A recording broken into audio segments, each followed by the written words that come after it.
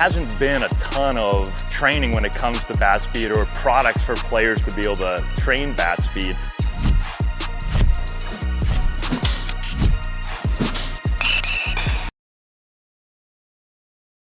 Your goals working 10 to 15 minutes a day on this a couple of times a week, that's a no-brainer for every player.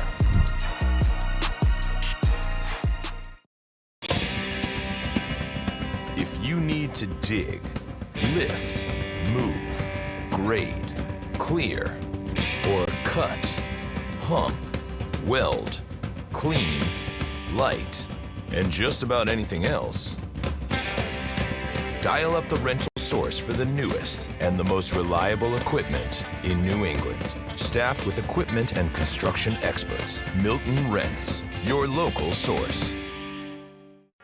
Here at the Mass State Lottery, we're known for our monster wins. But there's no bigger win than the $1 billion we provide each year to support all 351 cities and towns in Massachusetts. In our game, we know that supporting local businesses and helping communities is how we all win. Because at the lottery, we're all playing for the home team. Safe. The Mass State Lottery. Welcome to the state of winning. You can make any bat feel lighter by adding a velo puck knob. Instead of having to go get a whole entirely new bat, you can simply add the puck to it. Players can use this with any bat. It's basically going to shift the weight of the bat a little bit more towards the hands. Players are able to hit the ball a lot harder just by simply adding the puck on.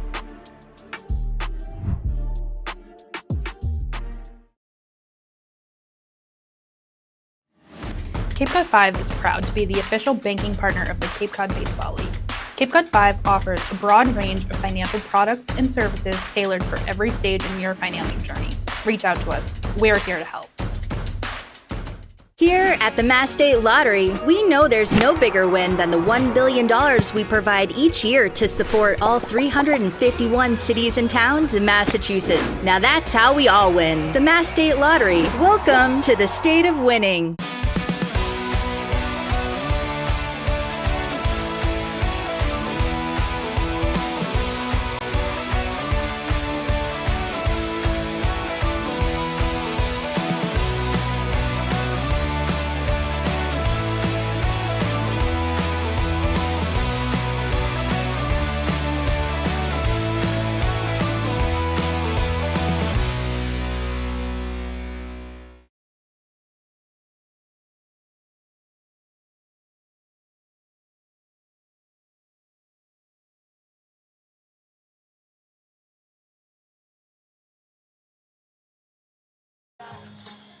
Hello, everyone, and welcome back to the show. It's the bottom of the fifth here at Clem Spillane Field. I'm Connor Shue, joined by Chris Albright, Brooke Kilgore, and Sorka Lewis. Score is 9-3 Wareham over Cotuit. Bo Sampson on the hill for his third inning of work.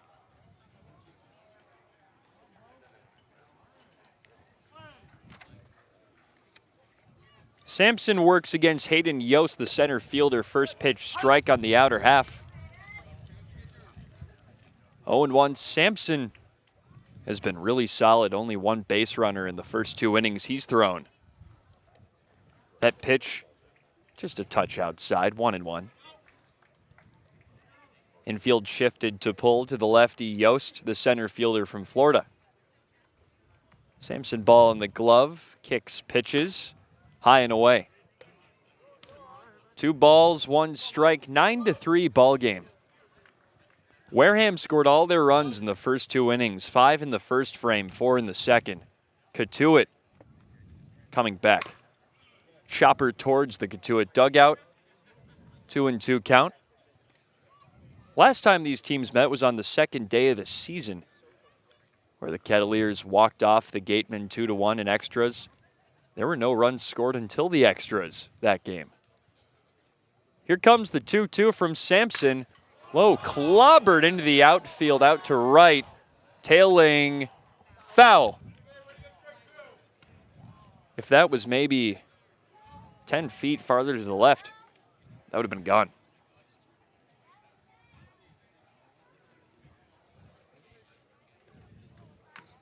And just a little housekeeping to update everyone on what happened to end the top of the fifth. Sorry for the technical difficulties, but Ryan Farber was caught stealing to end that frame.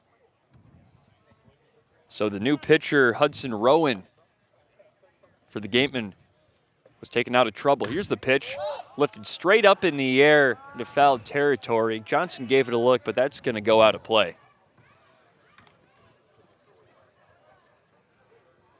Sampson and Yost deadlocked in a 2-2 count. Yost a ground out and a walk so far today.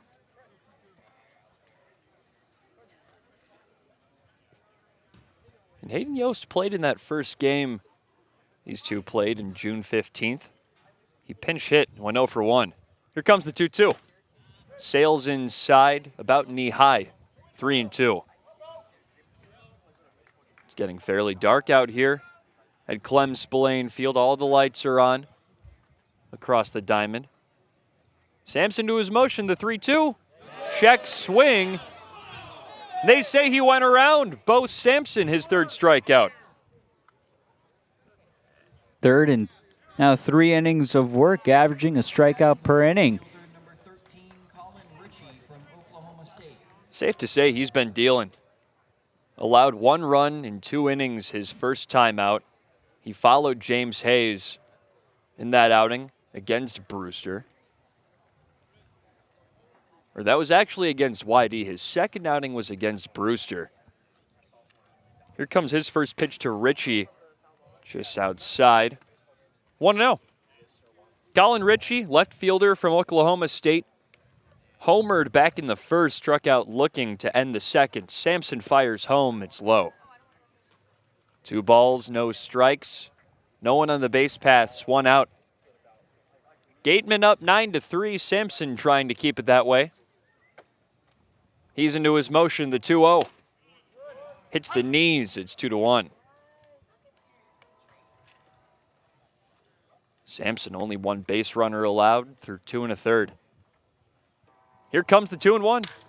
Low shot into right field, a base hit, tailing towards the foul line. Stevens picks it up, and stopping at first is Ritchie with a 1-out single. Before Ritchie got that single, Bo Sampson had retired 7 straight Gatemen. And then Colin Ritchie fished 1 out, low on a line to right. It's the first bit of hard contact we've seen out of him since that long flyout Braden Randall had back in the 3rd. In steps the 8-hole hitter, Vance Shahan. Shortstop smacks that one in the air out to right center field. Bogenpul back at the wall, makes the catch in front of the track, fires it in quickly so Ritchie can't tag. 2 down.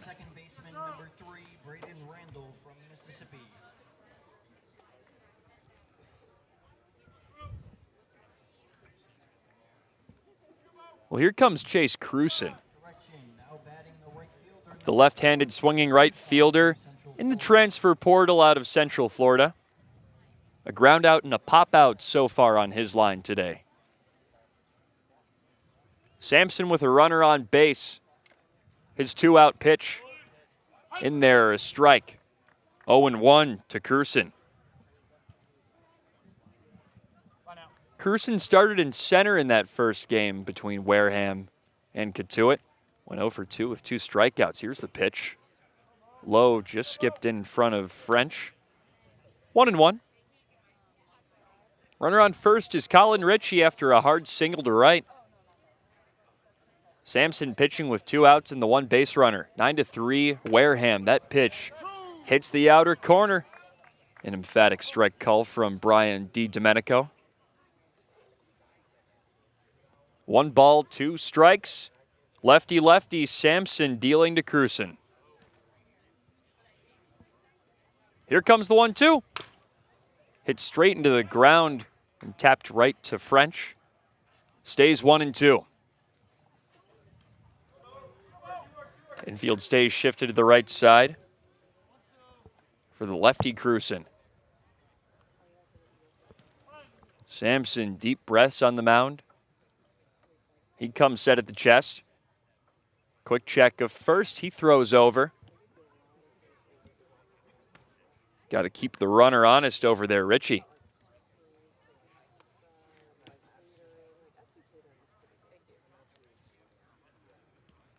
Sampson staring down first. Ready to throw the 1-2. Here it comes. That shot high in the air, stays on the infield. Looking up at it and making the grab is Advincula at the second base spot. Sampson's through 3 scoreless. Exiting the bottom of the 5th, 9-3. Cotuit down to Wareham, entering the top half of the 6th at Clem Spillane Field. Get ready for big results with our small machines. With more power, performance, comfort, and savings. They're ready for every job. And we're ready with plenty of inventory, the best support in the business, same-day parts availability, and locations across the Northeast. So you can always be ready to work. Milton Cat, always ready. When we see our patient, our philosophy is to not just take care of the isolated pathology or problem that they're here for. We look at the care of a patient as the whole patient, how they hold hands with a spouse or partner, how they engage with their children or grandchildren. These are important things in the equation of how we decide optimal treatment for patients, whether that's non-operative or operative intervention. Every patient gets treated as a family member or as a pro athlete in our mind. We provide concierge level of care. That's how we want it done for our own, and that's what we continue to do here in the greater Boston area. Here at the Mass State Lottery, we know there's no bigger win than the $1 billion we provide each year to support all 351 cities and towns in Massachusetts. Now that's how we all win. The Mass State Lottery. Welcome to the state of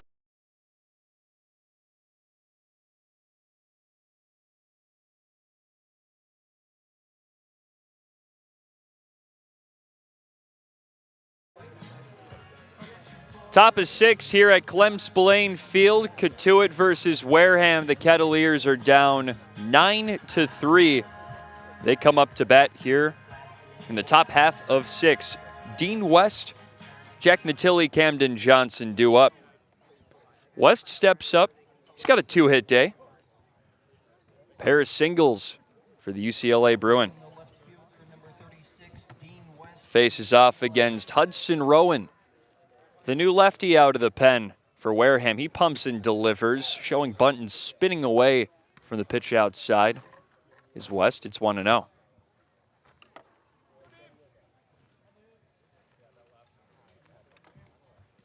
Rowan working middle of the slab. Using the portal out of Florida State. Pumps and fires the 1-0. That's hit high and softly into center field, sinks into the glove of Yost for out number 1, who charged to make the grab.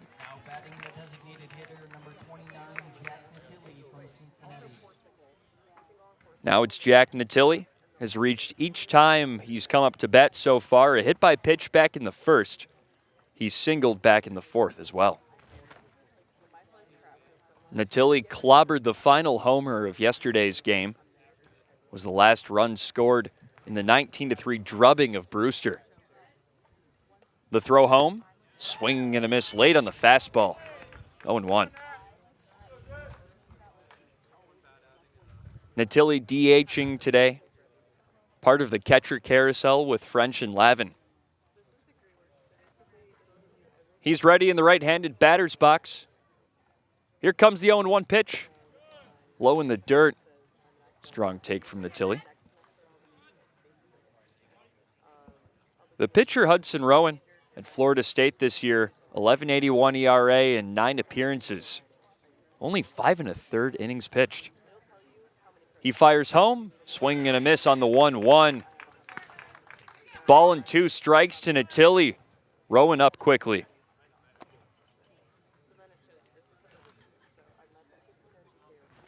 One down here in the top of 6, 9-3 Wareham. Rowan fires the 1-2, head high fastball. 2 balls and 2 strikes now. Rowan is entering his junior season of college baseball, looking for a new home. Again, only 5 1/3 innings pitched at school this year. Rowan fires the 2-2, shot high in the air off to the right side, well out of play. Count stays 2-2. The Kettleers have been peppering in runs throughout this game. 1 in the 1st, 1 in the 4th, and 1 in the 5th. So back-to-back innings with runs scored. Jack Natilli, he bats for the Kets with one down, no one on. Here comes the 2-2 pitch. It's high, just above the Cotuit lettering on Natilli's jersey. It's 3-2. He re-enters the box. Batting with an uneven stance. The righty is ready. Rowan pumps and fires. It's just low. Ball 4. Jack Natilli works a walk. That's the first walk issued to a Kettleer not named Ryan Farber. He's worked 2 today. Now Natilli passing the bat off to Camden Johnson. After him, it's Nolan Stevens. Johnson stepping into the left-handed batter's box, hitting over 270 coming into this game. Here comes the first pitch to him. It's low. 1-0 count. Runner on first is Natilli after he worked a walk. Camden Johnson hitting against Hudson Rowan, lefty-lefty. Puts the ball in the glove. He's ready, set at his chest, pumps, fires. High fastball was outside as well. It's 2-0.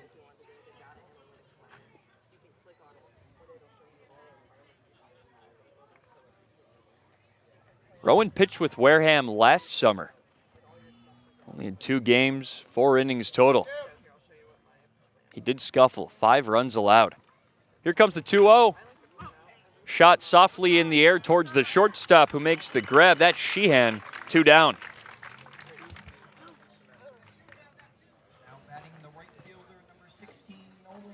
Still a runner on first for Nolan Stevens. 9-3 ball game. Wareham up.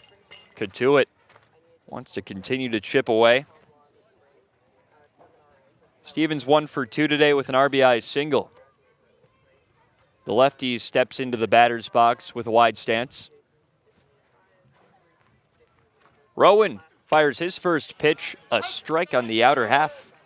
0-1 to Stevens. Committed to Oklahoma out of Mississippi State going into his junior season. Rowan pumps and fires the 0-1, head high. Ball 1. Infield with a slight shift to pull for the left-handed swinging Stevens. Shadows cast over the whole field here at Clem Spillane. Here's the 1-1.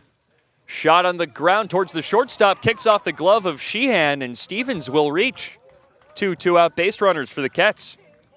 It was a hard grounder off the bat of Stevens, and Sheehan, the the shortstop, had to play it with his backhand and just kicked off the glove. Bit of a good break for the Kettleers, who now have 2 on with 2 out. Can't say it was an easy play to make. I think they might score that a single. And they do. Nolan Stevens, 2 for 3 today. In steps Case Sanderson, left-handed swinging first baseman from Nebraska. First pitch to him, just outside with a fastball.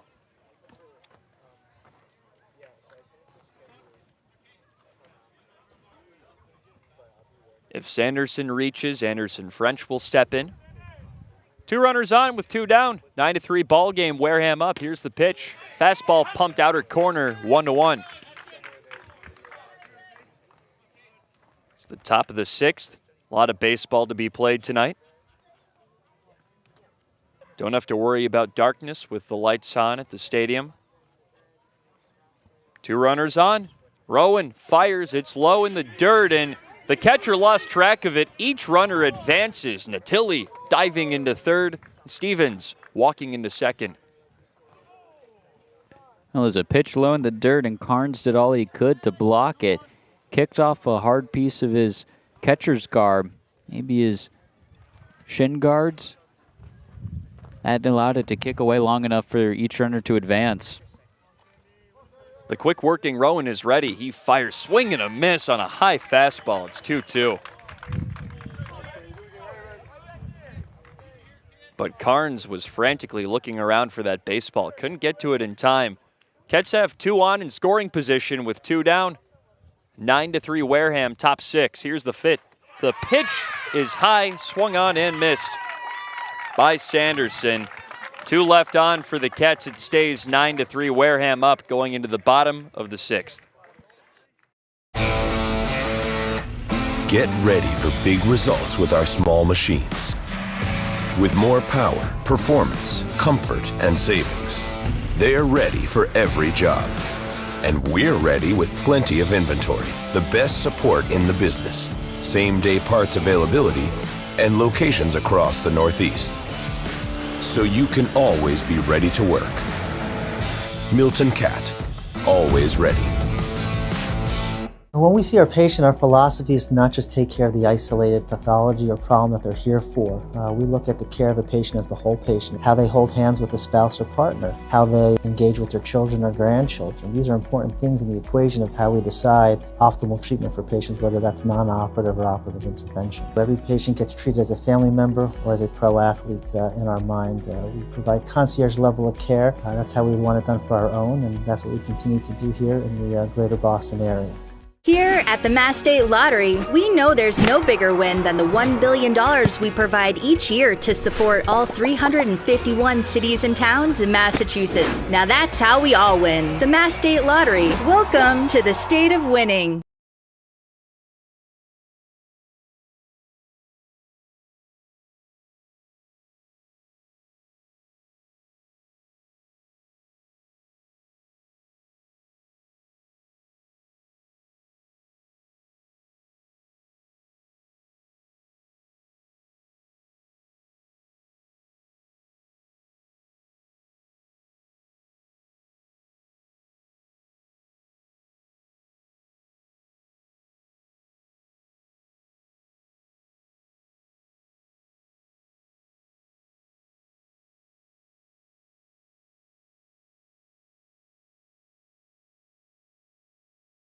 Be safe and comfortable in your home in any season with a Generac automatic standby generator from RCA Electric and Generators in Mashpee. RCA does it all from consultation to installation to maintenance. For more information, Gavin Jones is the new pitcher for the Kettleers here in the bottom of the 6th. They trail the Wareham Gatemen in their home park 9-3. Jones will face off against Randall, Clark, and Carnes, the top of the order for the Gatemen.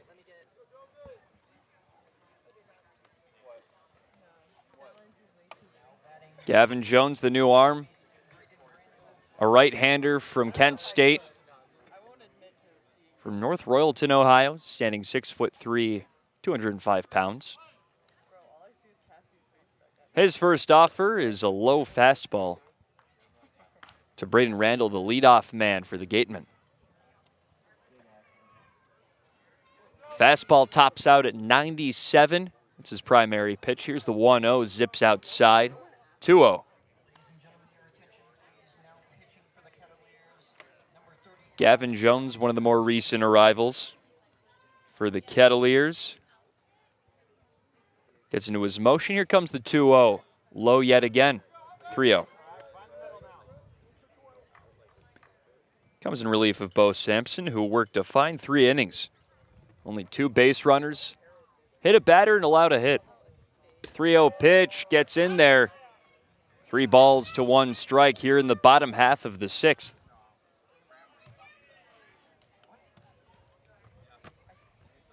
Catch stranded 2 in the top half of the frame.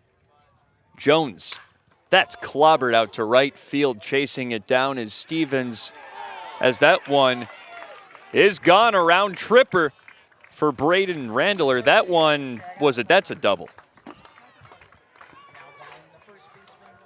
Ground rule double.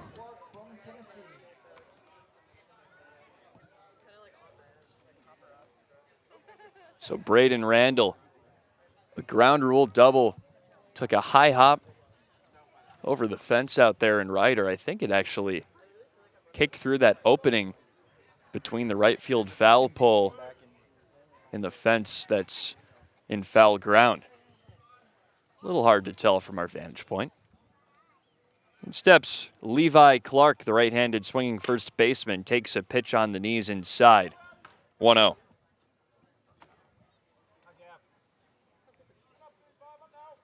Leadoff base runner is Randall. standing on second base. For his first baseman, Clark, here comes the 1-0. Big swing and a miss. 1-1.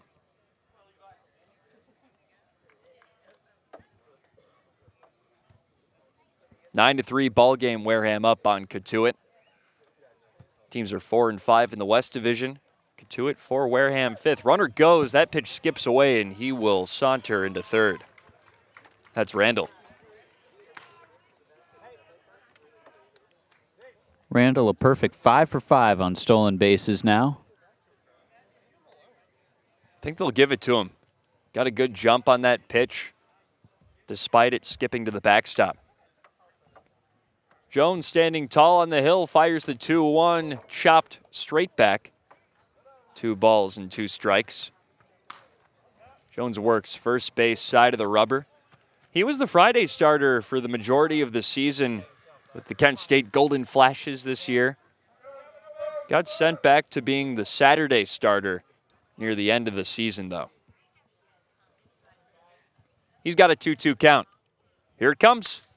Lined low on the ground through the hole between first and second. That'll score Randall 10-3 Wareham.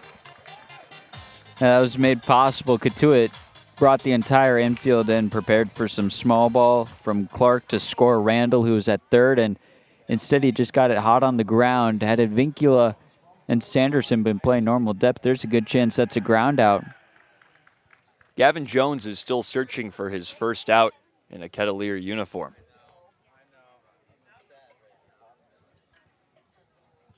Jones throw back to first, not in time. Carnes, the catcher, batting right-handed out of Florida State. Stepping in with the Knowles batting helmet on. Johnson, his first throw home in the dirt, a fastball missed. 1 ball, no strikes here at Clem Spillane Field. Johnson in relief of Bo Sampson, who came in for James Hayes. That's been the pitching order for the Kets today. Jones kicks, delivers. Just low, 2-0, and it's more of a slight leg lift than a kick in Jones' delivery. Jones staring home, comes set at the belt with his yellow glove. He fires home, brushed Carnes off the plate. 3 balls and no strikes. He is struggling with his command.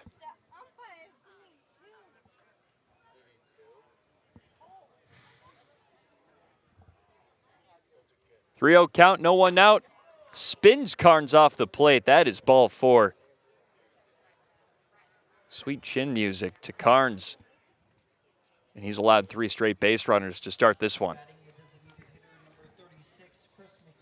Puts runners on first and second. Sampson, when he came in for relief, did a good job of limiting those base runners, but much like the first 2 innings showed, when Wareham can get guys on base in pairs, it typically will lead to more to follow.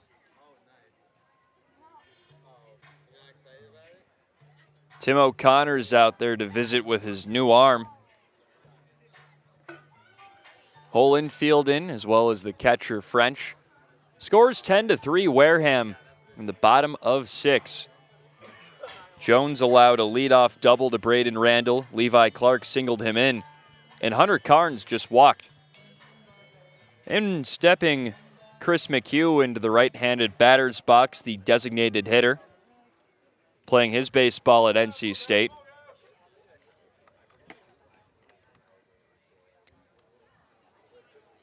Jones trying to work through trouble, looking for his first out. Clark checking second. He looks back home, fires home. Another fastball dips below the zone. He is struggling to command that pitch early in this outing. McHugh, a natural first baseman, ready with his stance back in the batter's box, swings and checks one straight back. He had one heck of a first season at NC State.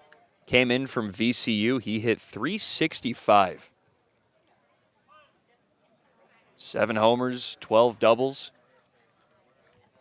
And today, he's got a double, a walk, and a strikeout. 1-1 count. Here's the pitch. Check swing. It drifted inside. McHugh did not go around. It's 2-1.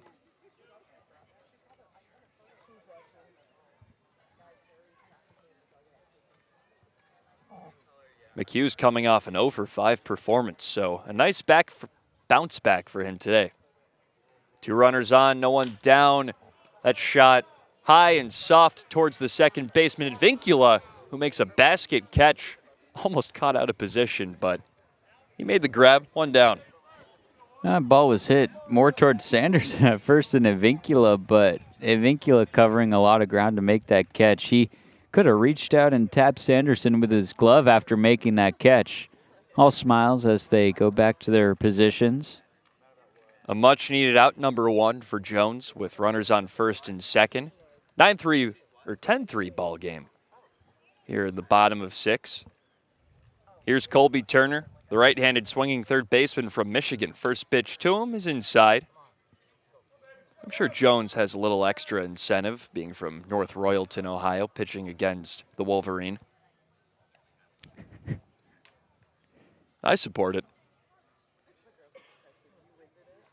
1-0 count to Turner, a double and a homer today.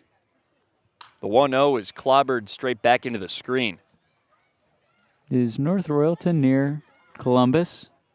It's not far. I'd have to double check on a map. I think I'm actually going to do that right now. Hell, you need me to? Yeah, I can multitask. better than me. Jones staring down home. He comes set at the belt. The right-hander deals, and that skips away. Each runner advanced. It was a double steal. Carnes reaches second, and Clark reaches third. When these gatemen start breaking, it seems to resonate some for Jones. That's back-to-back times where it would be a wild pitch had the runners not been stealing. And I should know North Royalton is closer to Cleveland. But if you're born in the northern end of Ohio, your allegiance usually lies with the team from Columbus, Ohio State. Here's the 2-1 pitch, swing and a miss. Went fishing low in the zone. 2 balls, 2 strikes. And looking at the location, North Royalton, very close to Kent State, so he's home. 2-2 count, 1 down, 2 runners on, 10-3 ball game in the bottom of the 6th. Here's the pitch, low, just missed the corner. It's full for Jones to Turner.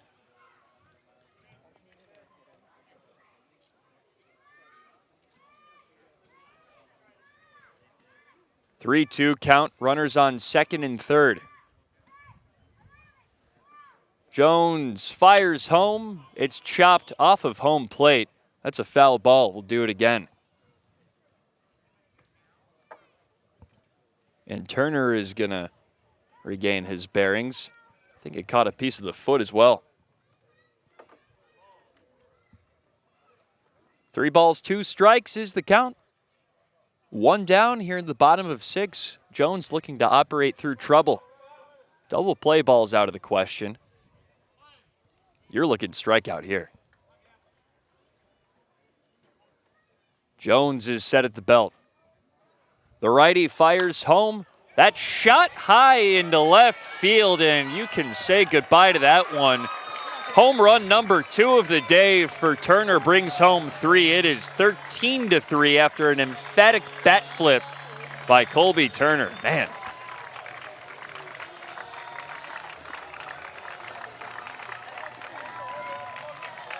Well, he is finding the baseball tonight. 3 hits, all of them have been extra base hits. All have been pull side. I mean, when he gets a hold of something that's out over the plate, he can really poke it. That's 2 home runs tonight that have cleared the fence out in left field. We're calling it probably 325 to clear that fence. He's clearing it by a good 20, 30 feet. It found the parking lot behind the concession stands, and that's the end of the day for Gavin Jones. The debut, 2/3 of an inning, and he's headed back to the dugout in favor of Max Hogg.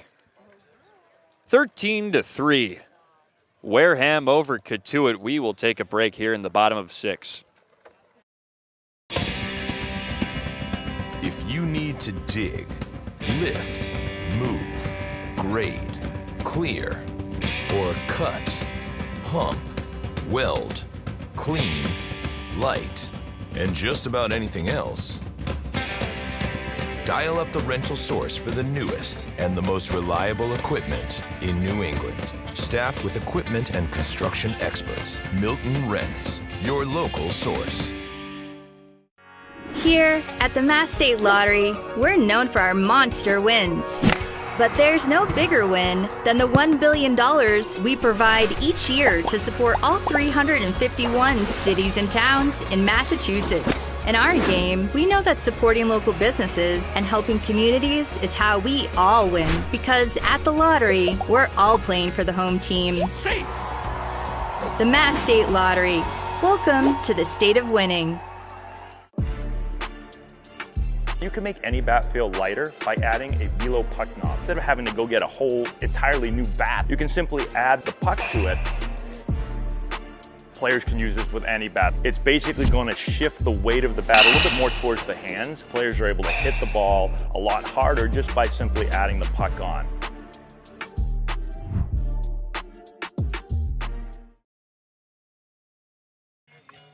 Max Hogg comes out in relief of Gavin Jones in the bottom of the 6th. 1 down, bases cleared after Jones allowed a 3-run shot to make it a 13-3 ball game. If Hogg gets the next 2 batters out without allowing a run, Cotuit will have to score at least 1 run to keep this game alive. They are down 10. Mercy rule is in play. It very much is. You're dealing with the bottom half of the lineup card if you're Max Hogg, Yost, Ritchie, Sheehan, and Cruzen. And out of those 4 batters, the only one that has been able to have some success hitting today is Ritchie with a home run and a single. The others going a combined 0 for 8.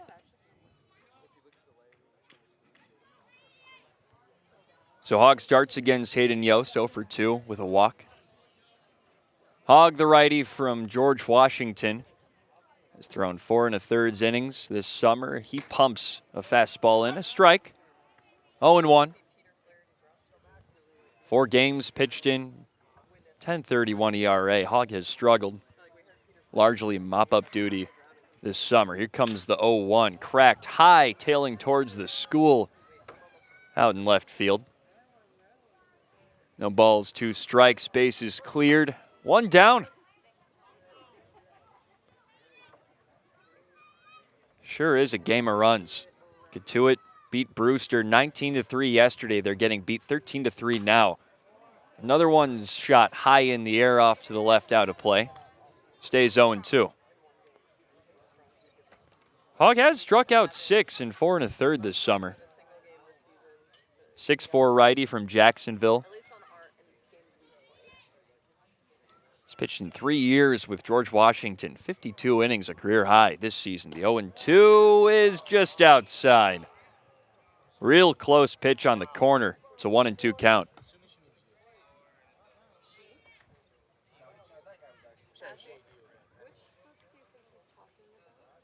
Hogg in relief of Jones. Throws the 1-2. Swing and a miss on the high heat. 2 down. Good start out of the bullpen for Max Hogg. He's able to get those strikeouts. Would love to get out of this inning here. He had good strikeout numbers this year at school, 59 and 52 innings, and now he's got 7 in 4 2/3 this summer. Faces off against the lefty Colin Ritchie now. He's 2 for 3 with a bomb and a single. Brought in 2 runs back in the first with that homer. His first pitch to him is a low breaker. 1-0 count. A totally clear sky here at Clem Spillane Field. The 1-0 count. Pitch catches the outside corner, and despite the tough scoreline, it's a pretty picturesque night. You can kind of see the sun setting far out past the left field foul pole. Here comes the 1-1. Swing and a miss on the breaking stuff. Ball and 2 strikes. Hogg versus Ritchie. Trying to give the Kettleers a chance to keep this game alive. Infield shifted to pull. Here's the pitch. Skips in. 2 balls, 2 strikes. It's 13-3. Wareham, a commanding lead here in the bottom of 6. Hogg fires home. Swing and a miss. Back-to-back strikeouts. Gets out of the inning with 2 punchies. 13-3. Cotuit will come up to bat in the top of 7 next here on Cape League TV. Cape Cod 5 is proud to be the official banking partner of the Cape Cod Baseball League. Cape Cod 5 offers a broad range of financial products and services tailored for every stage in your financial journey. Reach out to us. We're here to help. Here at the Mass State Lottery, we know there's no bigger win than the $1 billion we provide each year to support all 351 cities and towns in Massachusetts. Now that's how we all win. The Mass State Lottery. Welcome to the state of winning.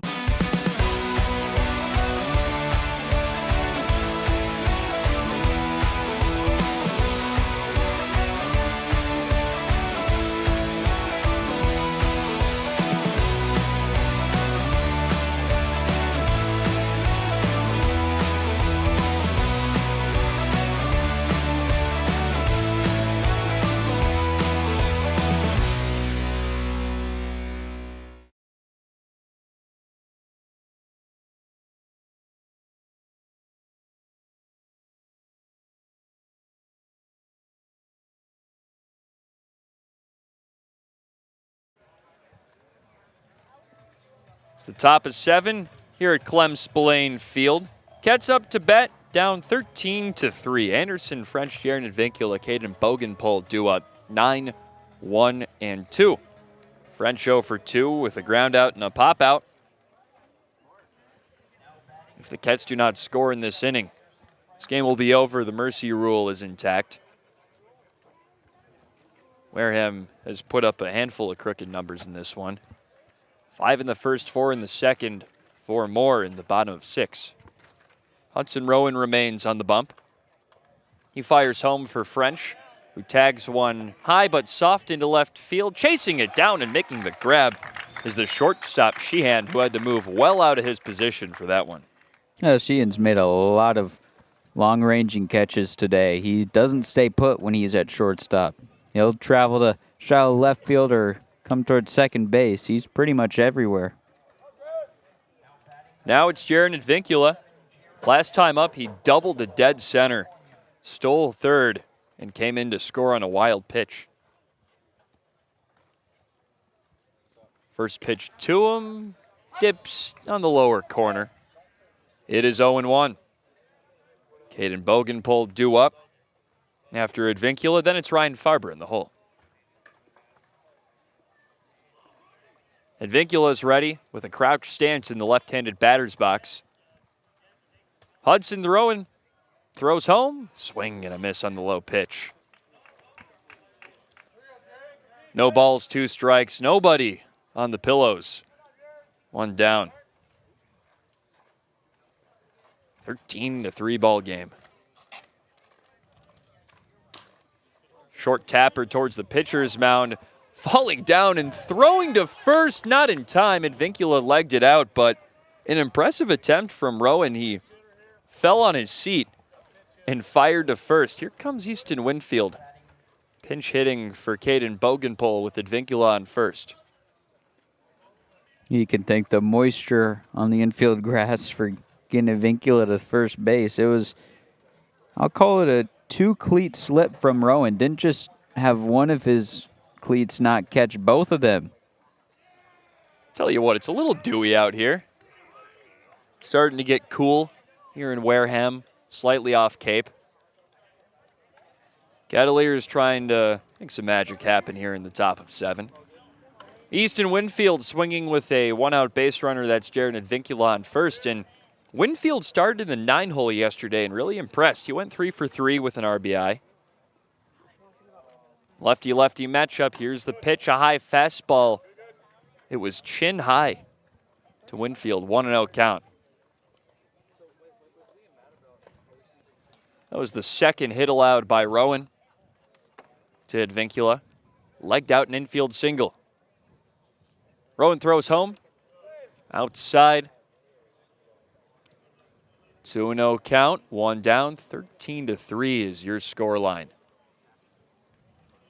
The total opposite of yesterday. A 19-3 victory for the Kets over Brewster back home. Here's the throw home. Catches the lower half. It's 2-1. And, you know, Chris, baseball really is a game of runs, so you can pull out that 19-3 victory any day, and you never know how you're going to follow it up. 2-1. It's just on the knees of Winfield. Strike two. Kets dugout did not love the call.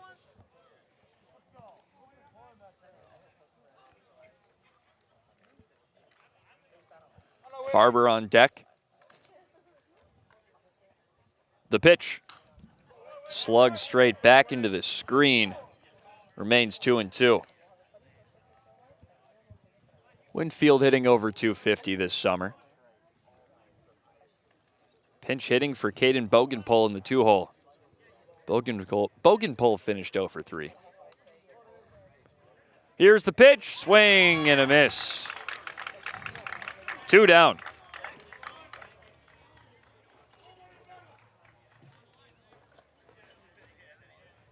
Ryan Farber steps up in the right-handed batter's box, the switch hitter.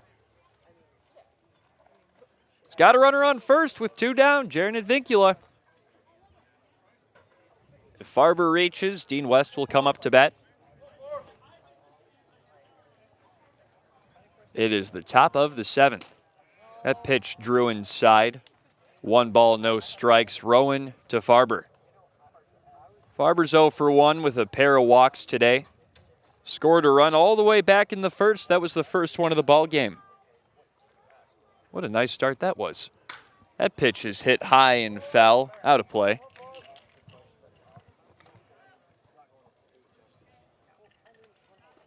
Ball and a strike, counts even to Farber.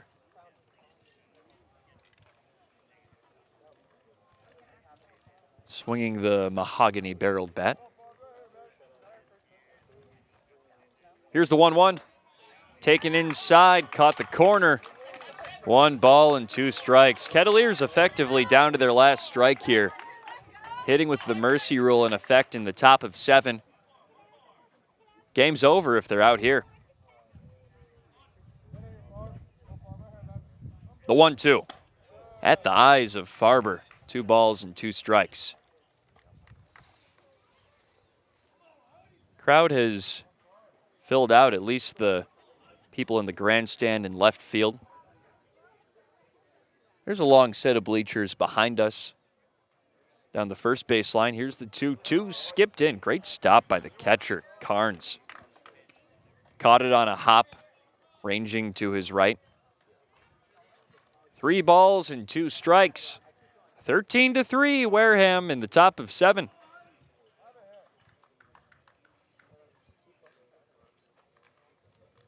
The pitch, slugged high just over the netting. It actually clipped it and came back into the field of play, falling into foul territory just in front of the first base line. Farber versus Rowan. Hudson Rowan trying to close this one down. Here's the pitch. Inside, ball 4. Ryan Farber works his 3rd walk of the day. 2 out base runners on for Dean West, who's got 2 hits today. Oh, Farber's had tremendous plate discipline, and he's been setting the table up well for Dean West, who has done solid with having runners on base. He singled in that situation in the first, did it again in the 4th. I'll check that. Didn't have anyone on, but still got a single in the 4th. Rowan checks second. He fires. In there, a strike to Dean West. Batting with 2 on, 2 outs. It's a 13-3 ball game. Cats down 10. The throw home, head high, ball one. West batting lefty-lefty against Hudson Rowan, the lefty in the portal. Here's his pitch. Low and away, 2-1. Kett's trying to extend this ball game. 2 balls, 1 strike to Dean West, the left fielder from UCLA. 2 hits today for him. Here's the pitch. Swung on, cracked foul, straight back. 2 balls, 2 strikes to West. 2 runners on. Advincula on second, Farber on first. West is down to his last strike.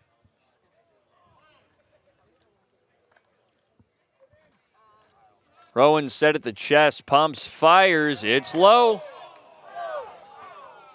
West pumped, did not go.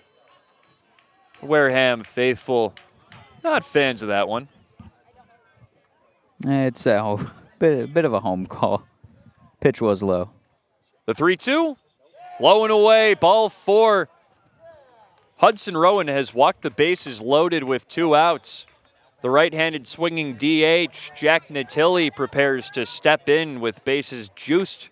2 outs.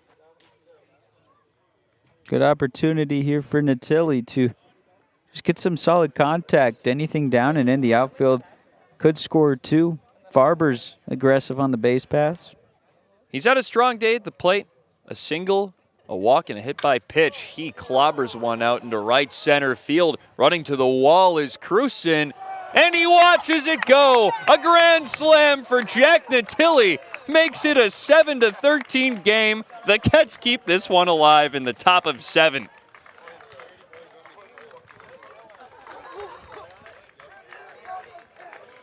On the first pitch he saw, Hudson Rowan walked the bases loaded, and Jack Natilli took full advantage, depositing one next to the scoreboard out in right center. That ball just kept carrying. It was a bit opposite field for Natilli, who was able to rip one yesterday over the left field fence. That one went to the deep part of the ballpark in right center. A sigh of relief, and the Kettleers keep the scoring going, and that's the end of the day for Hudson Rowan. He's out with 2 complete, 4 runs allowed. New pitcher, we'll get you that person in a second. 7-13. Cotuit's making it a game here in the top of 7.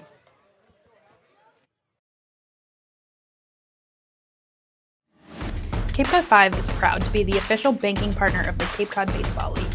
Cape Cod 5 offers a broad range of financial products and services tailored for every stage in your financial journey. Reach out to us. We're here to help. Here at the Mass State Lottery, we know there's no bigger win than the $1 billion we provide each year to support all 351 cities and towns in Massachusetts. Now that's how we all win. The Mass State Lottery. Welcome to the state of winning.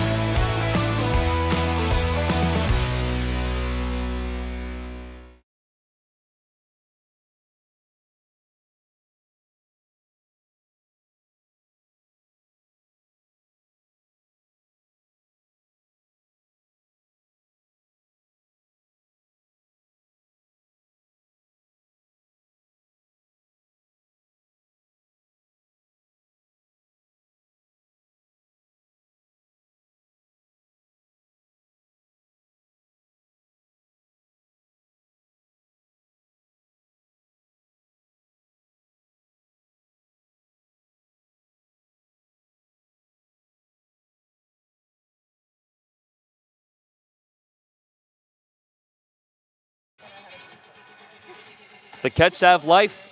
They're down 7-13 here in the top of 7 after a Jack Natilli Grandy sent one over the right field wall, and that's 2 straight games with a homer for Natilli. Yeah, a bit of new life from Natilli, who has been playing, like we said, in a rotating position of catchers, and he's been making the most when he plays.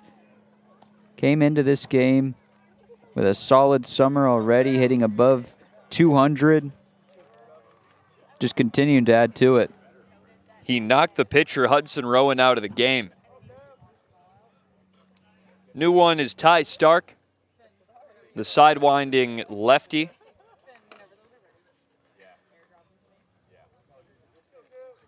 The lanky left-hander faces off against Camden Johnson, the left-handed bat. First pitch to him, slung a fastball in there. Stark with some thinner arms just kind of whips it in there. Very unique delivery. It's an 0-1 count. Here it comes. It's low. 1-1. Stark 2 appearances this summer, 1 2/3 innings pitched. Has allowed 2 runs on 2 walks and no hits. Here comes his 1-1. That's just outside. Stark stands in at 6'6", 175.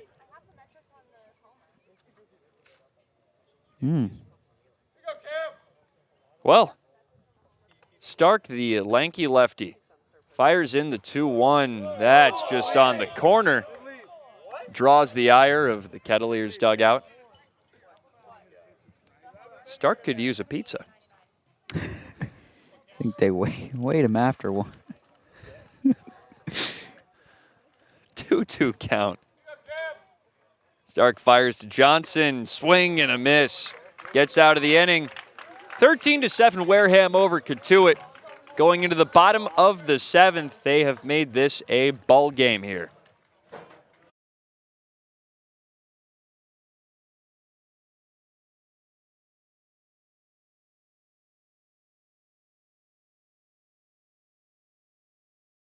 Be safe and comfortable in your home in any season with a Generatic automatic standby generator from RCA Electric and Generators in Mashpee. RCA does it all, from consultation to installation to maintenance. For more information, visit RCAelectric.com. RCA Electric and Generators in Mashpee, generating trust. Hi, Connor Shue here. Wake up to Cape Cod's finest coffee. Cape Cod coffee roasts fresh daily, using only the finest beans. With a wide variety of options from light to dark, flavored to decaf, there's something for everyone. Visit locally at Mashpee Commons. Proud sponsor of the Cotuit Kettleers. They're the go-to team for Boston's professional athletes and people across New England. So if an injury is slowing you down, Boston Hand to Shoulder is now on Cape Cod. Call 617-965-HAND for all your hand and upper extremity needs.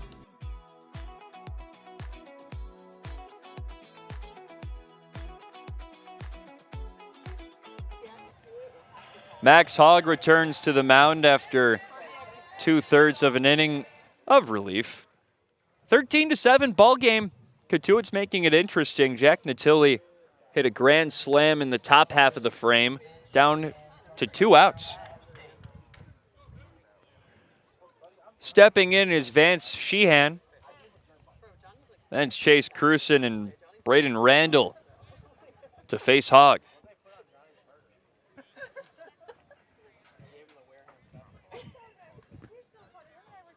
Bottom of 7, Hogg fires home. A breaking pitch is just low. Sheehan, a hit by pitch and a couple of flyouts. 1-0 count. Hogg's calling French out to the hill. Quick mound meeting for the George Washington right-handed hurler. So after Easton Winfield pinch hit for Caden Bogenpole, he stands in at center field. Max Hogg, a long talk with French about something out there. He had a smile on his face when French went off. 1-0 count. Hogg works to Sheehan. The Miami commit, the U. The fire, swing and a miss. Max Hogg has been getting a lot of swing and miss in this short outing. He has. He's just continuing to pepper the zone. Up to 12 pitches, 8 of those are strikes. He's struck out each batter he's faced so far. Hayden Yost and Colin Ritchie in the 6th. Here comes the 1-1. That sails on the ground past French. 2-1. Sheehan on his way to Miami by way of USC Upstate.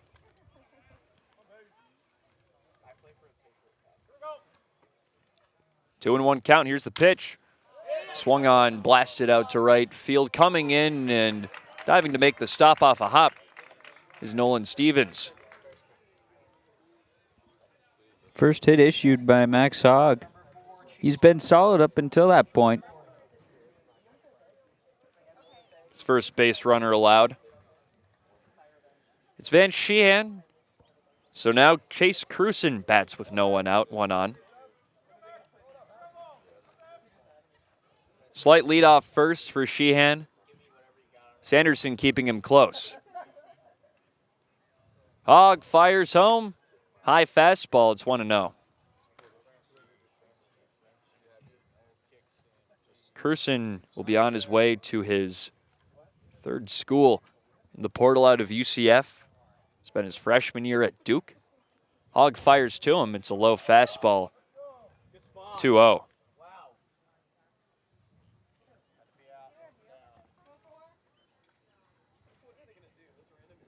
Count.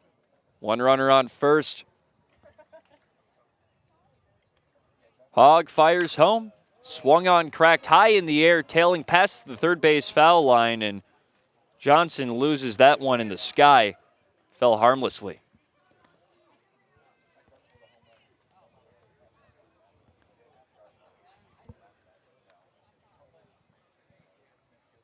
Just clear blue skies right now as it turns tonight, 8:30 local time. 2-1 count after a long foul ball. Hogg fires, runner goes, skips in, throw down from French, skips past Farber. Now on his way to third is Sheehan after that one got to the outfield. Well, Sheehan didn't even spend a second at second base. Near instantaneously, as soon as he got there, saw that the ball skipped past the glove of Farber, and before even checking where that ball went, he just turned and burned to third base. Some really aggressive base running that paid off. So Sheehan gets a steal of second and advances one more. The fire to Cruson, outside, ball 4. And here we go. Runners on the corners. Cruson, Sheehan for Wareham. Now Hogg has to pitch out of a bit of a jam with no one out.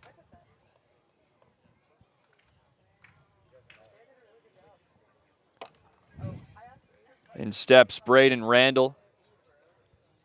Left-handed swinging second baseman. The true leadoff man. First pitch to him, runner goes. That shot through the hole between third and second. Run comes home to score. That's Sheehan. 14-7 ball game. Wareham extends their lead.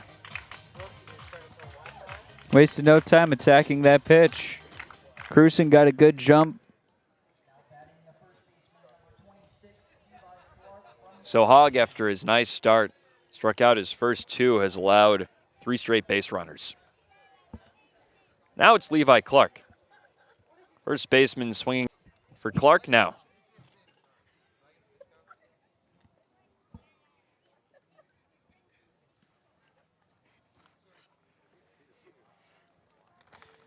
Some pitch com problems, it looks like, out there on the field.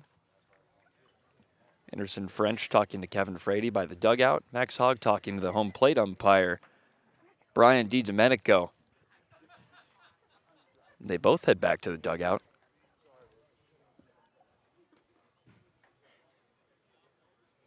Looks like they're getting a new pitch com set to work with, and I think, looking back to yesterday's game, I think that was the only one we had without pitch com problems. Yeah, it was a bit of a diamond in the rough. Been battling pitch com problems all season long. So if that was a diamond in the rough, What's this? I have no clue. Say it. Not a diamond in the rough. Say a piece of wood in the rough or something like that. A piece of There's wood no- out in the open. There's no good other side to that analogy. We're going to leave that in the past. Max Hogg pitching with 2 on.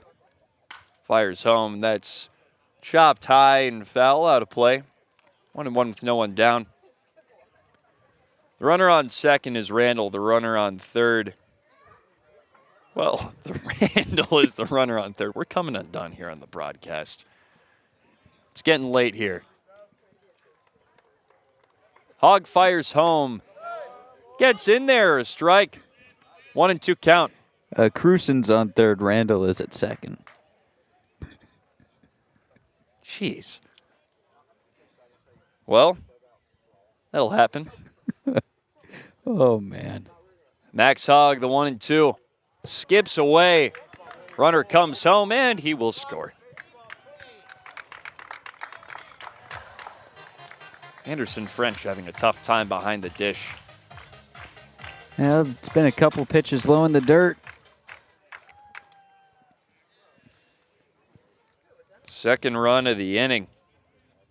It's 15-7 after that one. Got past French, who's split his time at catcher and first at Virginia Tech and here. Get to it. 2-2 pitch is chopped straight back. Smacked the padded backstop. Levi Clark batting with 2 men on. 2-2 count. Or 1 on after Crusen scored. Randall's on third. Clark is 1 for 3. Worked a walk and hit an RBI single in the 6th.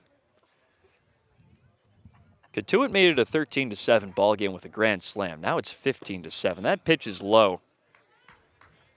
3 balls, 2 strikes. Randall, the runner on third. 2 have come home already with no one out. Infield's pinched in. Here's the 3-2. That's low. Ball 4.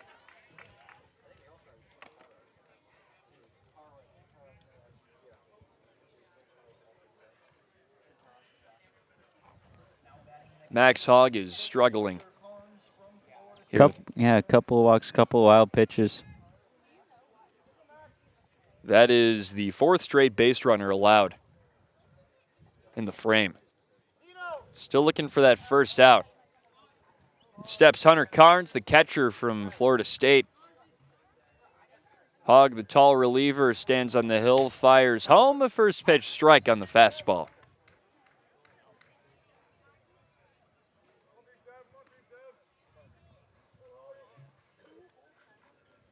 Carnes hitting .353 coming into this game. Checks out. He's 2 for 3 today. The pitch. Just outside or inside. A fastball drew in. 1-1 count. It's Hunter Carnes, who's 2 for 3 with a walk. Drove in a run on his second single.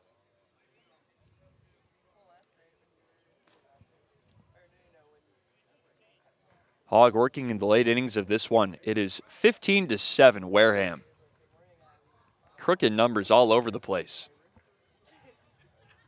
Hogg fires. Got the corner. 1-2. Take a look around the league. Orleans beating Bourne 5-2. Falmouth beating Chatham 7-4. A couple of scores have gone final. Brewster beat Hyannis 10-4. That pitch is low and in the dirt. 3-2 count. Hogg to Carnes, so Brewster got their revenge after Cotuit beat him 19-3. Harwich beaten up on YD 7-1, and the Red Sox are kind of slumping. Couple straight losses. Here's the 2-2 pitch. Shot into left field, coming in is West. Makes the diving catch, tagging and coming home to score is Randall on the sacrifice fly. Great effort from West to get to that one, though. That's all West to make that a sacrifice fly and not an extra base hit. Had that ball get down, hopped over him as he was already mid-dive when that ball was coming into the ground. Hey, overall, just a really athletic play out in left field from West. We've seen a lot of those great catches from him in his short time in a Cotuit uniform. He's got a great glove out there in left. Now only a runner on first. 16-7 is your score after the sacrifice fly off the bat of Hunter Carnes. First pitch swinging strike to Chris McHugh. A double, a walk, a strikeout, and a pop-up for him today. McHugh batting with a runner on first, one down. 0-1 is your count. Hogg fires home. Pitch drew just a touch low. Hogg through a full inning of work. He has thrown 33 pitches. Now 34 with that last one. 18 of them were strikes. Clobbered foul down the left field line. He could hear that one.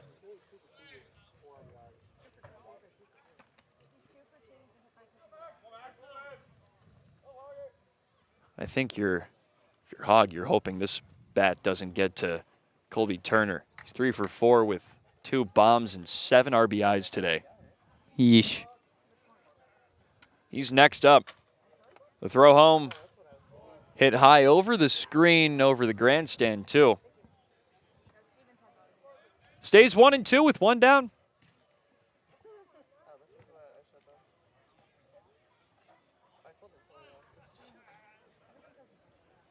Max Hogg staring down home. Darkness has almost completely fallen here at Clem Splain Field. The 1-2. Hit high and foul for the second straight time. Ball and 2 strikes. Sounds like that might have caught someone's car. It's the grandstand behind us. 1-2 count after a long foul ball. Hogg comes set at the belt. The pump and the pitch. That's just a touch low. 2-2. Just below the knees to McHugh, who's working a long 2-2 count. That was pitch 6.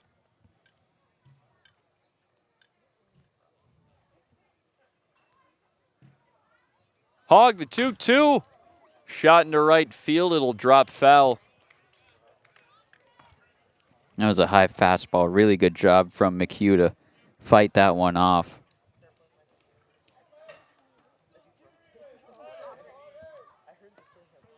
Hogg looking to work out of trouble. He has allowed 3 in this frame. 16-7 is your score. Wareham is up. Here's pitch number 8 of the at-bat. Taken inside. 3-2. Man, McHugh is putting up a fight against Max Hogg. Righty-righty matchup. The DH McHugh hanging in there. That pitch hit hard out into left field. West is under it for out number 2. And in stepping Colby Turner from Michigan with a 2-out base runner. Levi Clark still on first. It was a lengthy at bat. Now Hogg up past 40 pitches. Meeting on the mound, you have to wonder if that's the end of the line for Hogg. Well, Tim O'Connor's out there, and he was peeking over at the bullpen. Didn't quite make the point out there. And there it is, a new pitcher incoming for Max Hogg. 16-7 is your score here in the bottom of 7.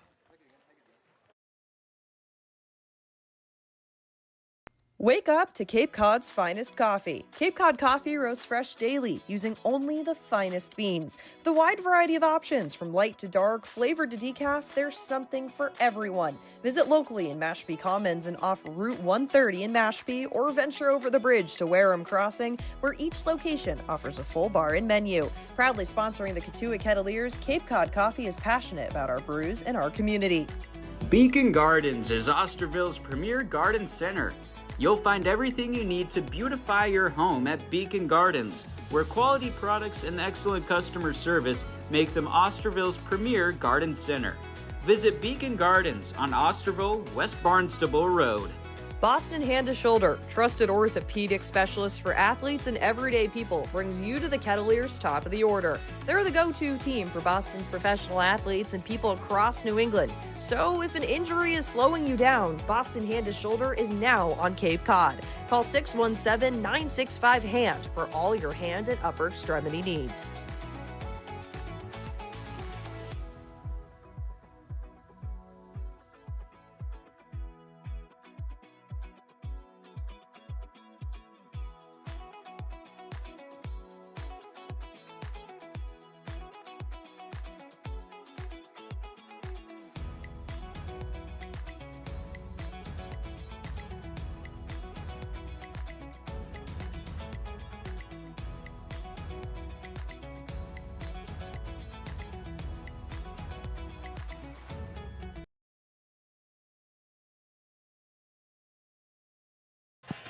It's the bottom of the 7th. We've got a new pitcher out there, Dylan Scudder, and we've got Brooke Kilgore on the mic. Hey guys, I hope you're enjoying your chips while I tell you a little bit more about Dylan Scudder, the pitcher out of Bryant University.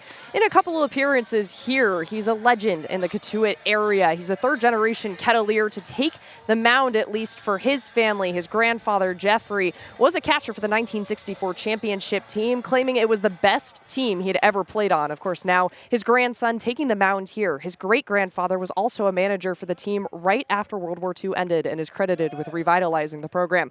Hopefully, Dylan Scudder can get out here and revitalize his team tonight.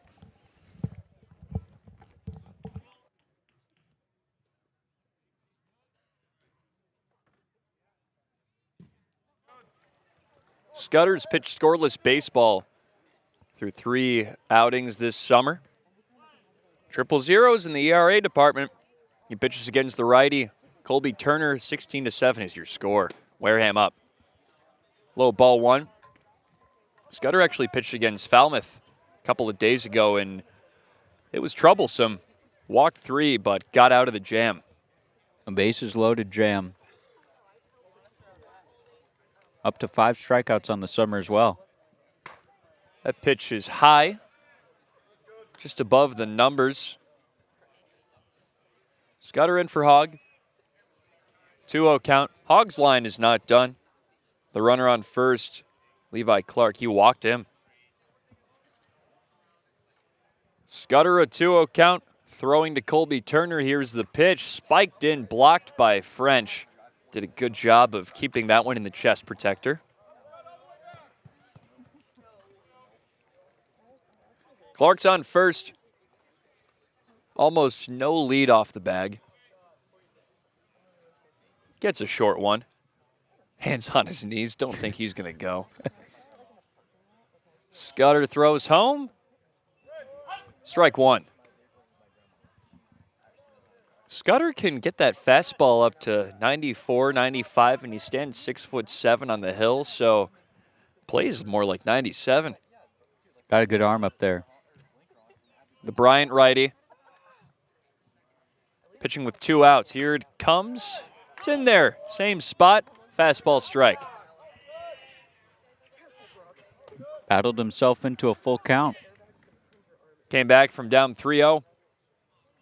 2 down, 3-2 is your count. 16-7 is the score. Wareham's up. Got a runner on first in the bottom of the 7th. Here's the pitch. Swatted out into right field. That's down a base hit. Clark around second. Stopping at first is Turner. He has himself a 4-hit day. It's the first time he hasn't had an extra base hit. A triple shy of the cycle. Don't know if we'll see him bat again tonight, but he is having himself a day. Runners on the corners. Yost batting next. So Colby Turner is line 4 for 5. 3 runs scored, 7 RBIs, 2 doubles, and a homer. Not bad.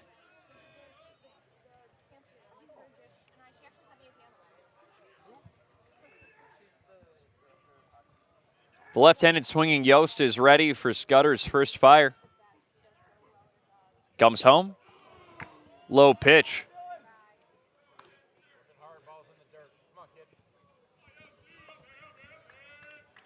Wareham dugouts lively.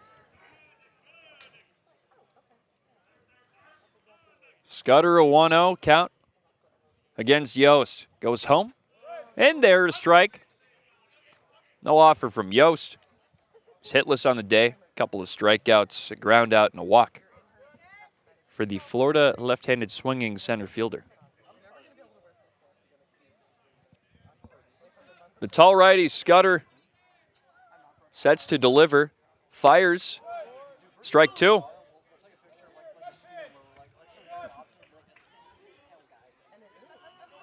One ball, 2 strikes to Dylan Scudder. You know, he's the pitcher. It would typically be to the batter. How about that? Dylan Scudder, a 1-2 count to Hayden Yost. Fires home, runner goes swing and a miss. Some good breaking stuff from Dylan Scudder gets him out of the inning. 16-7 is your score. Wareham up on Cotuit going into the top of the 8th. The Kettleers Call to the Bullpen is brought to you by Beacon Gardens, Osterville's premier garden center. Located on Osterville, West Barnstable Road, Beacon Gardens prides itself on quality products and excellent customer service. Check out their tremendous assortment of garden products. That's Beacon Gardens, Osterville's premier garden center. Hey, it's Chris here. From bean to bite, sip, savor, and share a moment at Cape Cod Coffee. Their 2 Mashpee locations include the perfect brunch spot in Mashpee Commons and a lunch and dinner restaurant with a full bar right off Route 130. Cape Cod Coffee has also opened a new location in Wareham Crossing where you can indulge in delicious breakfast, lunch, and dinner options. Visiting any of these locations will leave you absolutely thrilled. Cape Cod Coffee is a proud sponsor of the Cotuit Kettleers.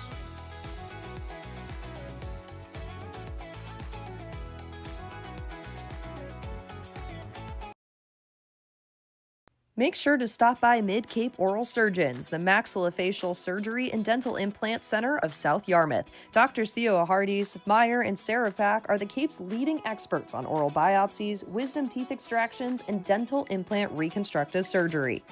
Kettleers Baseball is brought to you by Boston Hand to Shoulder, trusted orthopedic specialists for athletes and everyday people. Their expert team treats everything from sports injuries to everyday wear and tear, helping patients of all ages get back to work.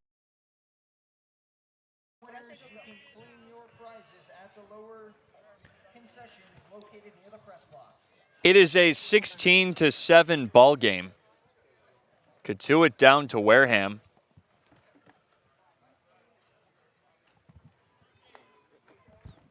Up to bat for the Cats, Nolan Stevens, Case Sanderson, Anderson, French.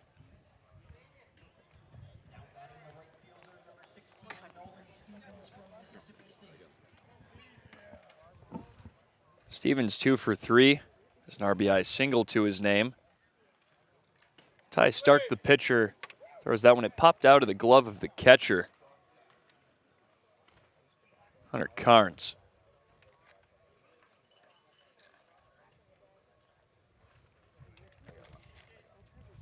Stark got the last out of the 7th. He struck out Camden Johnson. Slings one over the plate. 1-1.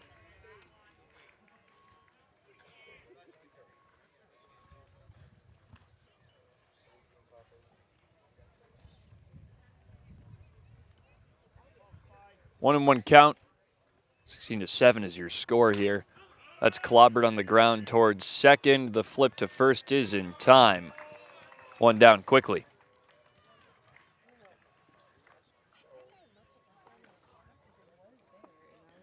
Cotuit 7-10-1 on the season, facing off against Wareham 6-12, 4-5 in the West. Cotuit's bats have been hot. They're 4-1 in the month of July so far. Here comes Case Sanderson. 2 hits a couple of days ago against Falmouth on 4th of July. First pitch to him, up and outside.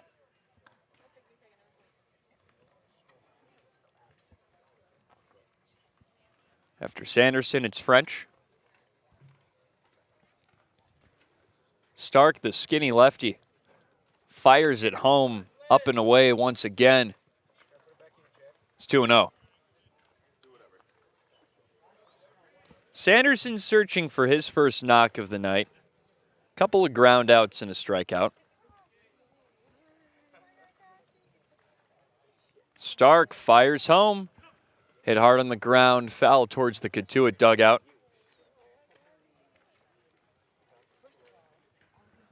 Stark, the lefty from Louisville.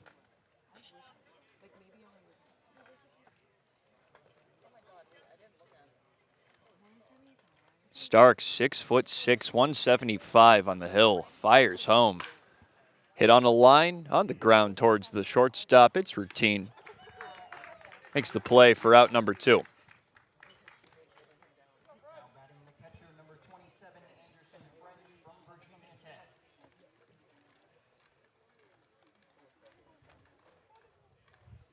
Stark pitching against Anderson French.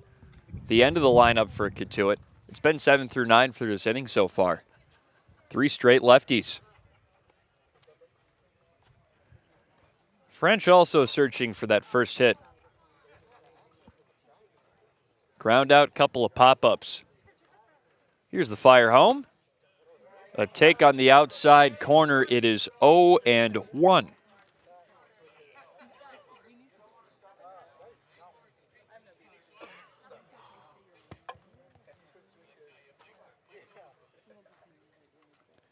Here comes the 0-1.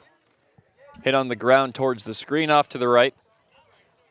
French, the catcher slash first baseman from Virginia Tech. Couple of 2-hit games this summer. Has been hitting out of the 9-hole fairly often.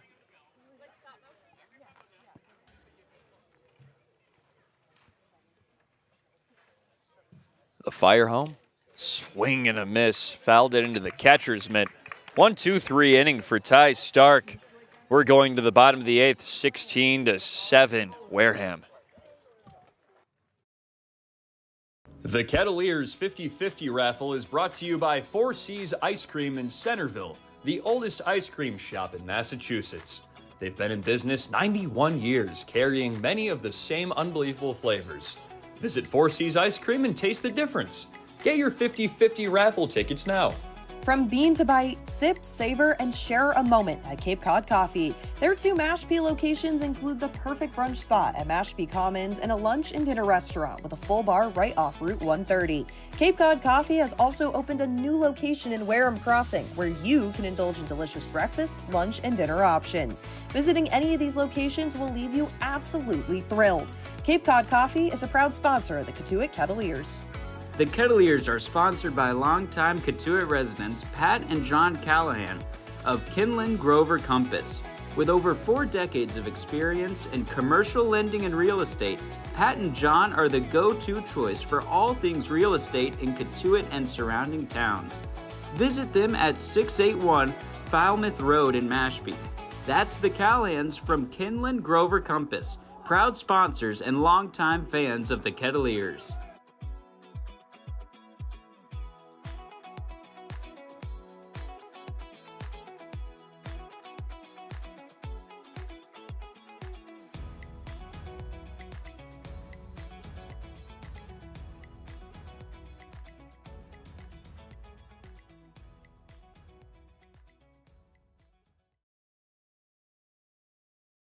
The Kettle.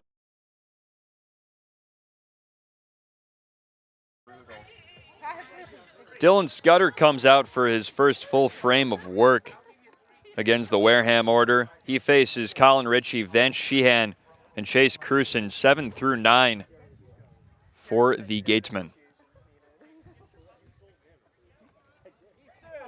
Scudder faced a couple of batters. Colby Turner singled off, and then he struck out Hayden Yost swinging. Scudder fires home to Ritchie. Check swing on a high fastball, no go. You know, there's a nice midnight blue hue to the sky out past left field. Slowly turns into the yellow of the sunset that's behind the trees. Real beautiful.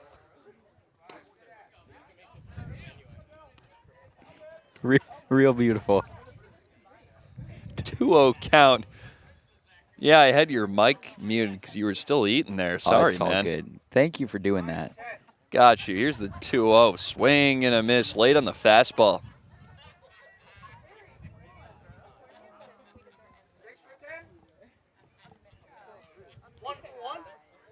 Dylan Scudder is pitching. He fires home the 2-1. Shot sky high into foul territory. Johnson's looking at it, comes back to plate and makes the grab behind the third base foul line. Nice catch for out number 1.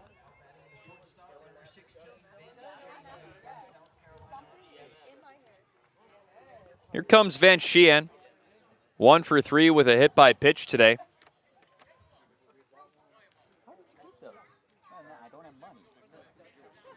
Scudder's retired 2 of the 3 he's faced. Brings the ball to the belt, fires home. A low fastball strike for Scudder. There's some bartering going on behind us for some hamburgers. Oh, here comes the GM. I don't carry cash. I'm pretty upset right now.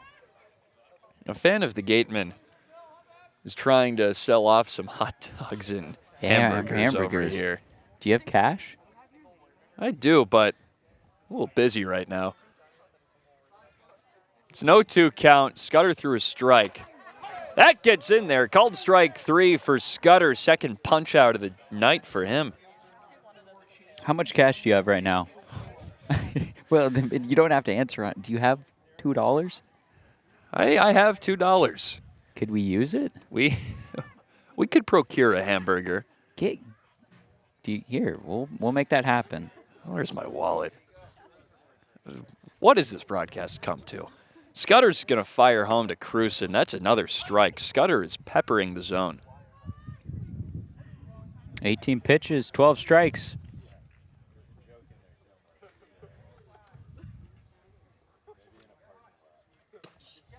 Take on the outside half, 1-1.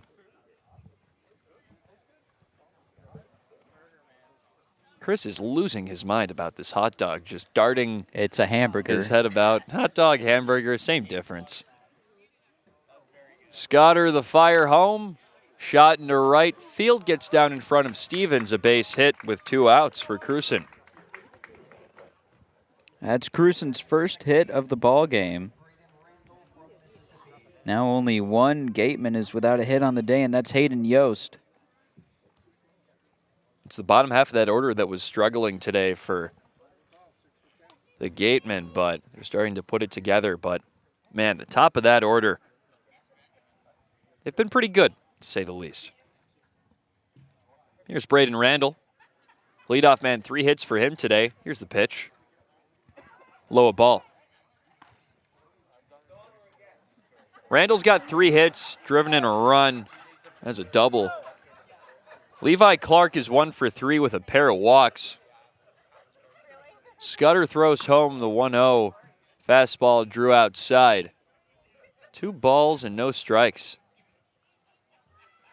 Wareham, 16 runs on 15 hits. Cotuit, 7 runs on 8 hits. An error apiece. Scudder fires home, runner goes. That pitch skips away. No chance to get the runner.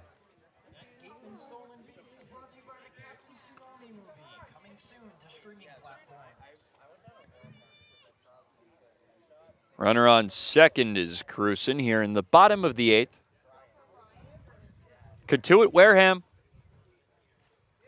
here off Cape. Scudder checks second, fires home. That's hit hard into right field, foul. Our TrackMan guy, Johnny's buying a burger.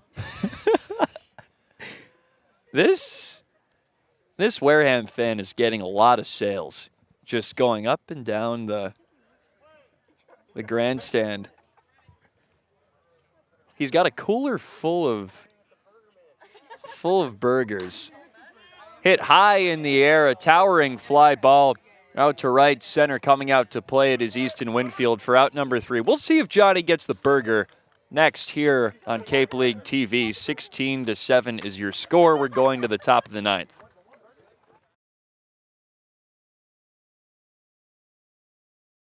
The Kettleers interns in the very popular t-shirt toss is brought to you by Paul J. Casalt & Sons, certified roofing experts, proudly serving Cape Cod and Plymouth since 1927. If you've got roofing, siding, or gutter needs, let the Casalt family take care of your family. Be safe and comfortable in your home in any season with a Generac automatic standby generator from RCA Electric and Generators in Mashpee. RCA does it all, from consultation to installation to maintenance.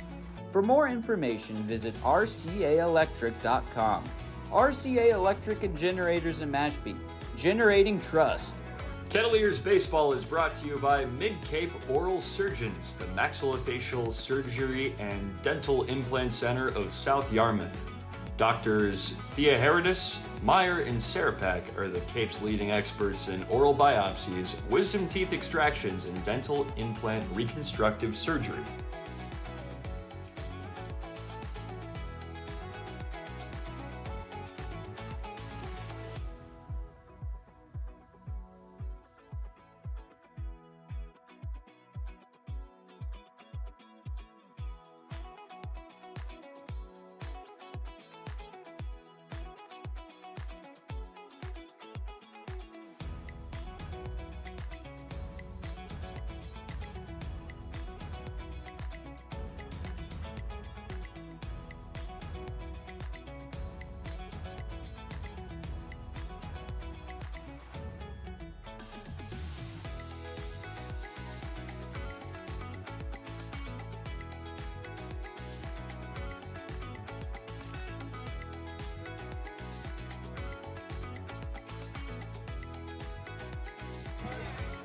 New pitcher on the mound, TJ Schlageter. The left-hander out of Louisville, teammates with the previous pitcher, Ty Stark. Wareham has only thrown lefties today against Cotuit. 4 pitchers, all of them southpaws. And Cotuit's done well against him, scored 7 runs. But conversely, Wareham has 16 of those.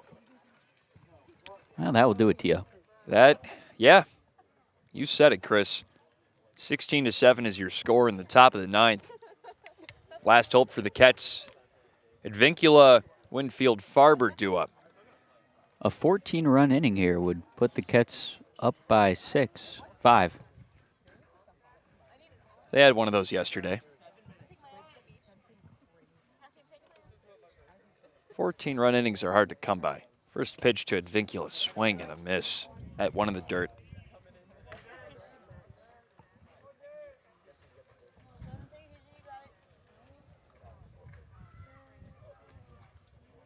Schlageter, the lefty on the hill.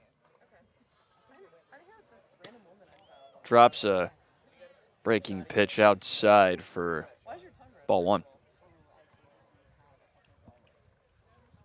Through a scoreless 2 innings of relief in his lone appearance this summer.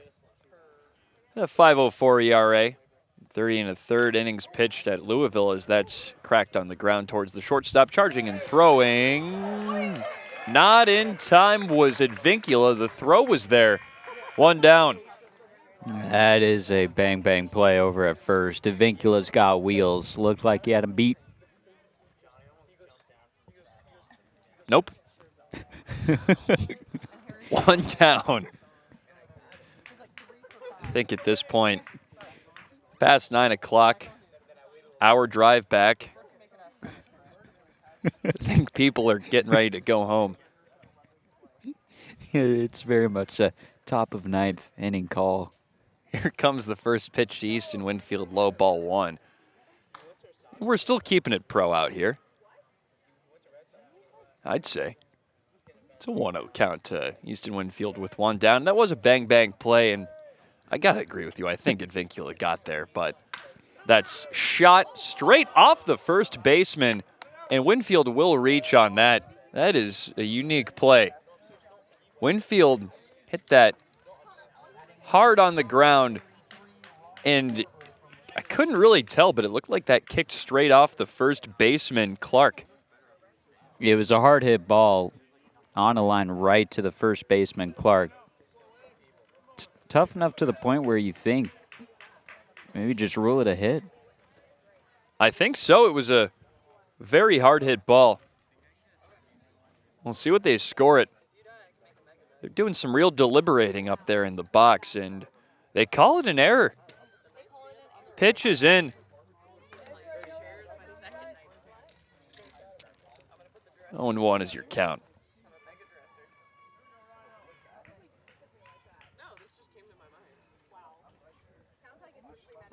Farber batting with one strike, and Winfield will mosey on over to second. Gets a stolen base almost totally unchallenged by the catcher, Carnes. Farber has 3 walks today. He's batting right-handed against the southpaw Schlageter. 1 of 4 today, like you mentioned earlier, Chris. Here's the pitch. Skips in, and Carnes was out of his seat quickly for a potential throwback. 2 balls and a strike, 1 down. You're in the top of 9. Your score, 16-7.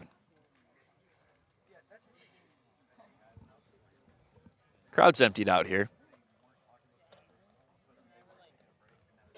Lights are at full strength. The 2-1 pitch is shot into left field. That gets down a base hit.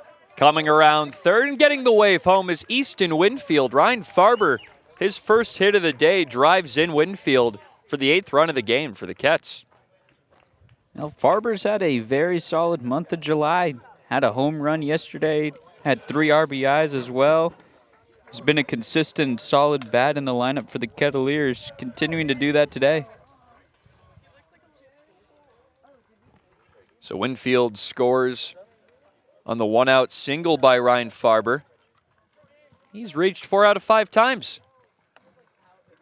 One of many good days for Farber. First pitch to West is clobbered on the ground through the hole, and he's in at first. Farber all the way over to third after that one. Just got through between the first baseman, Clark, and the second baseman, Randall. Well, careful. You blink and you'll miss it. Kets have 3 straight batters who've reached base. So Dean West, his 3rd hit of the day. Jack Natilli's up next. He's reached every time. Last time he stepped to the plate, he had a grand slam. Homers in back-to-back games for the Cincinnati backstop. He's ready in the box. Schlageter offers. Takes a breaking pitch on the inner half. Strike 1.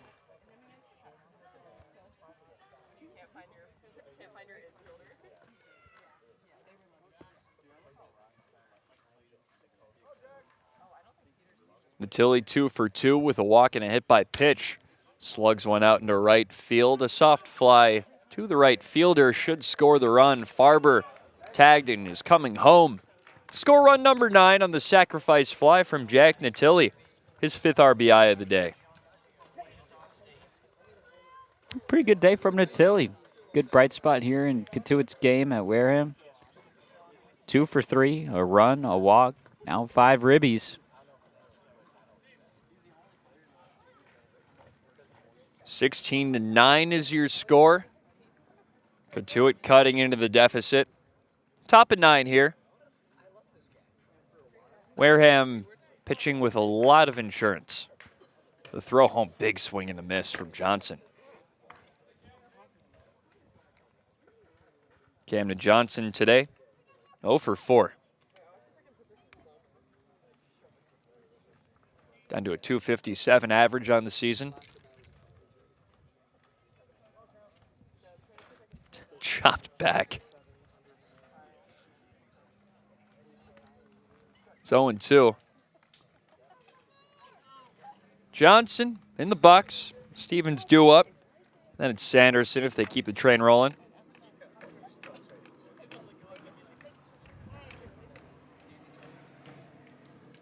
Oh, and 2 count. 2 outs, 1 runner on first. It's West. 16-9 ball game. Here's the pitch. Just barely chopped foul. How about a copyright read? This broadcast is a copyrighted production of the Cape Cod Baseball League. Any unauthorized duplication, retransmission, or other use is strictly prohibited. Got it in. That's all that matters. So it's still 0-2 to Cam Johnson. Here's the pitch. Drew outside. 1 ball and 2 strikes with a runner on first.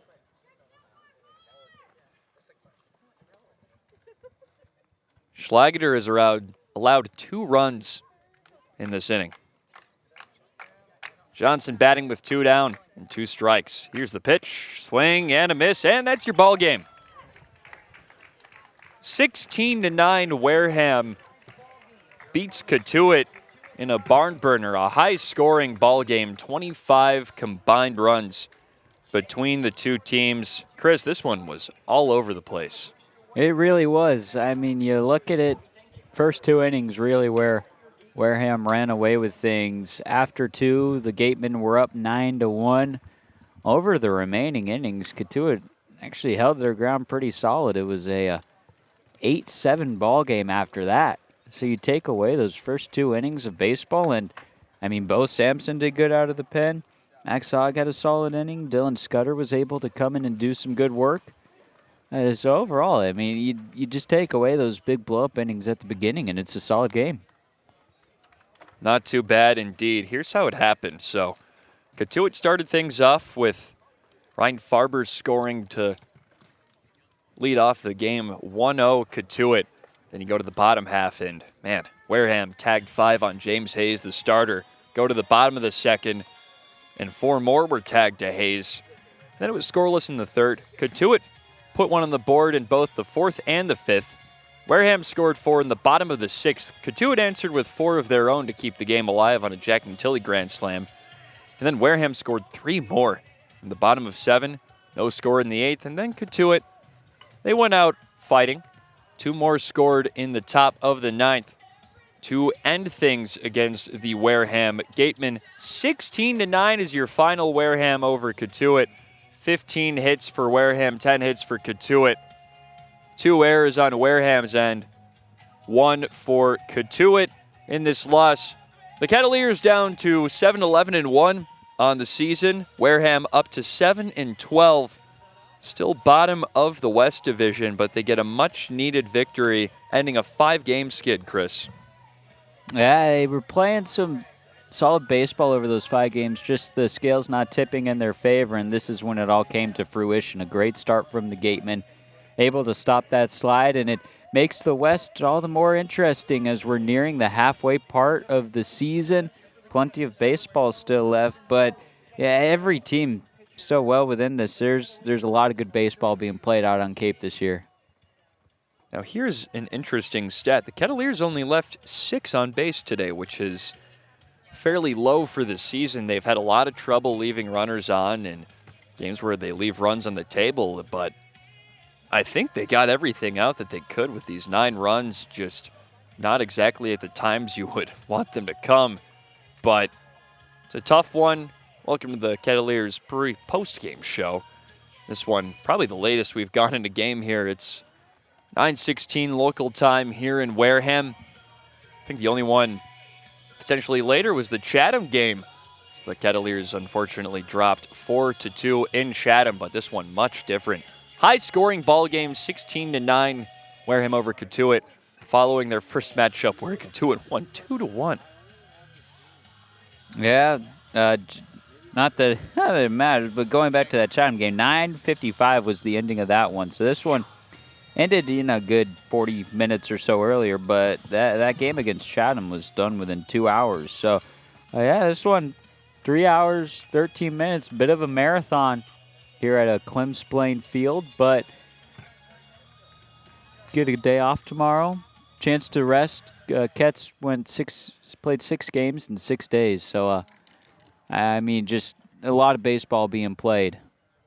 So, Chris, player of the game? Ryan Farber had a really good day at the plate. 3 walks, and an RBI single in the 9th.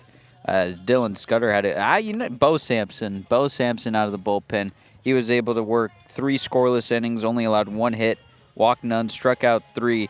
I mean, there was a period where Cotuit looked like they were going to bounce back into it, and it was when Sampson was able to keep him scoreless through 3, and Cotuit was able to cut the 9-run lead down to 6, getting 3 back. So just a good, solid performance out of the bullpen from Bo Sampson, who was really doing his stuff today.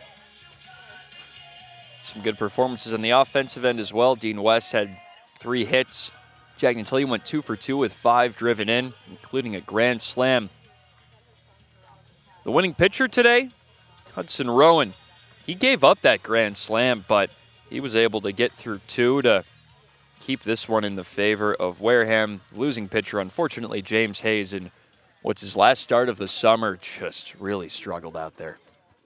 He got attacked early on, got a solid first ground out to start the game, but then a walk and then a bloop single that was just mere inches away from being caught by Jaron Vincula. That really turned the tide, and then next thing you know, Chris McHugh, Colby Turner, and Colin Ritchie all had themselves a day. McHugh brought in a run with an RBI double in the first, both Ritchie and Turner with home runs. Turner had 2 of them, just really attacking in the box. Chris, I don't know if there's much else to say about this one. You got anything else for the broadcast? Cats have a day off and then bounce back. What day is today? Sunday. Bounce back Tuesday against Orleans. That game will be at home. Cats down to 7-11-1 after this one. Wareham up to 7-12 in the West Division. Cats drop 1. They're still 4-2 in the month of July. We'll see you again in a couple of days after an off day for the Cotuit Kettleers. Good night, everybody.